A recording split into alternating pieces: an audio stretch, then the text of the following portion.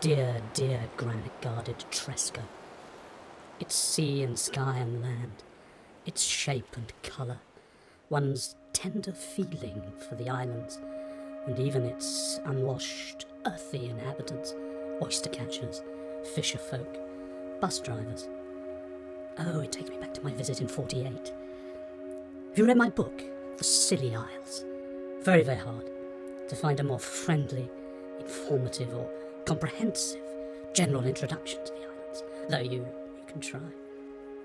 Even if one's eyes persist in being true to what they receive and prefer, the miniature universe that is this place, the delights of gorse and heather and hilliness and loveliness and beauty and soaring inspiration, as well as lonelinesses and granite hardness.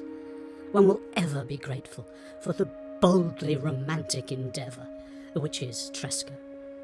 Oh, lovely, lovely Piper's Hole, this amalgam of history, botany, sensuality, granite social sympathy. Tresco, charming, charming Tresco. Have you read my major poem, The Isles of Scilly? It includes lines ineradicable from the memory of the reader. Girls mounted and mourned in Lübeck and wind-drunk tombstones, manured by the sea's red bitter wind, pink lilies by the granite grow. There are so many things to please the eye in Scilly, and it's all best seen in low, clear sunlight from a little pink boat.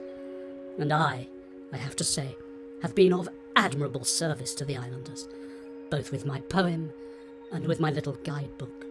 Were you not edified by my poem, Tresco? It is, I think, a major poem. I sense that this poem was the inspiration for so much that has been done of benefit to the islanders. I think it may be the loveliest thing I ever wrote. You will never forget these lines. I am warded by pink flowers and roving water under the gushing granite gale, the gutsy curtains of the heart, under this loveliness, this loneliness, this equinoctial gale. I must tell you this. I would as soon bathe and laze and sleep and dream erotic dreams and watch the scurrying, shrill, unwashed oyster-catchers and hunt for little picked cowries along the White Mile as along any beach I know. And indeed on these white sands, I will not deny it, nay, I revel in it. As I lay lazing after bathing, I engaged in a holy act, what the Philistines and those without understanding dare call self-pollution.